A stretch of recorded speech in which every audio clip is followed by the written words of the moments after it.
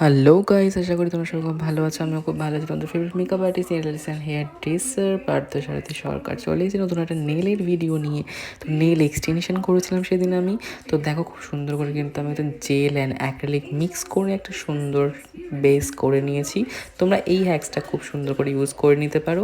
তো ফার্স্টে নেল এক্সটেনশনের নেলসগুলো লাগিয়ে আমি কিন্তু প্রিপারেশন করেছিলাম ডিহাইড্রেটেড দিয়ে। দেন আমি কিন্তু এটা কিন্তু বেস কোট লাগিয়ে দুটো মিক্স করে জেল অ্যান্ড অ্যাক্রিলিক দেন কিন্তু ক্লিন 60 সেকেন্ড করে নিয়েছি ক্লিয়ার।